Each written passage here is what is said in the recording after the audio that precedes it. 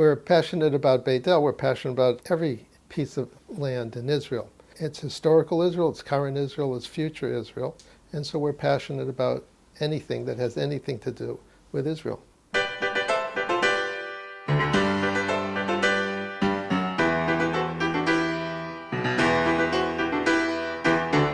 We want Beit El to stay strong. When I say strong, economically strong, culturally strong, physically strong. Not just to save people in Beit El, and not just for the benefit of Judea and Samaria, and not just for the benefit of Israel, but for the benefit of Western civilization. Israel is the eastern border of Western civilization. Beit El is the eastern border of the eastern border of Western civilization. So Beit El has far bigger significance than Beit El. Because Israel is the frontier of Western civilization. So whatever Israel go through, and the challenges and the solutions that they find end up then moving to Europe and America. So what we see today is that a lot of Americans and Europeans are actually going to Israel to learn how Israel has dealt with those problems, because now they are here. Western civilization is fighting a war for its existence right now against 4 professional political Islam terror organizations, namely Iran, Al-Qaeda, ISIS, Muslim Brotherhood, and the Wahhabis out of Saudi Arabia, Gulf states, and Pakistan, who have promised to take over the world. And we represent the civilized world, and we have to prevail. If you took a snapshot of today and didn't know anything else, you would forecast that the barbarians will win. The Western world has financed Iran with up to $150 billion of resources to produce nuclear weapons when Iran has promised to kill everyone in America. The US government, the force of good in the world, is now the #1 financier of terror through the Iran deal. So if you look at the weakness of the West in negotiating with Iran and having allowed ISIS to grow up and not controlling the Muslim Brotherhood, which has promised to take over the US, and you just took a snapshot of today, you would come up to the conclusion that the barbarians are going to win. I don't think they're going to win, because the forces of good will eventually get their act together and not allow the forces of evil to prevail.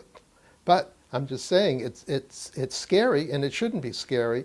There should never be a contest between good and evil, that good does not obviously and overwhelmingly win.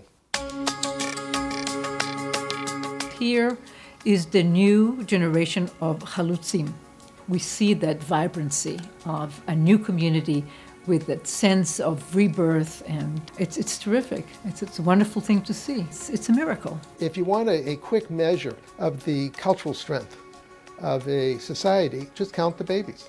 Population growth is 5% in Beit El, which is excellent. To try to quantify success, the Arutz Sheva has about 1 million unique visitors a month in the internet world. That's very, very good. Yeshiva.org has about 500,000 unique visitors a month. That's great. Other elements, there's 1,400 students. Well, out of a population of 10,000 people, 1,400 students is great. And in fact, many young students, men and young women, come from all over the country. And because of its excellence, it's only going to grow and will become a terrific center of Jewish studies for people from all over the world. In terms of economic health, there's plenty of jobs and opportunities for the people within Beit El. So you can see it's a thriving community in spite of the challenges that it has in being on the front lines of Western civilization. It's just amazing what has happened in Beit El. Almost a prophetic action, because here we are re-establishing all the Jewish communities in their biblical ancestral homes. A big yesher koach to all of the people who are working very hard every day. We would like to thank the pillars of the Beit El community in America, the Glacks family and the Rennert family, for all their contributions in the past and in the future to strengthening Beit El. And we'd also like to thank all of our friends who have come and our new friends that we've met here, all of whom are dedicated to saving Western civilization from itself. And I would just like to add that all of our friends and family and everybody else who's here tonight, the best thing to do to understand what Beit El is all about, and go and visit, and you'll see for yourself what a great, magical place it is.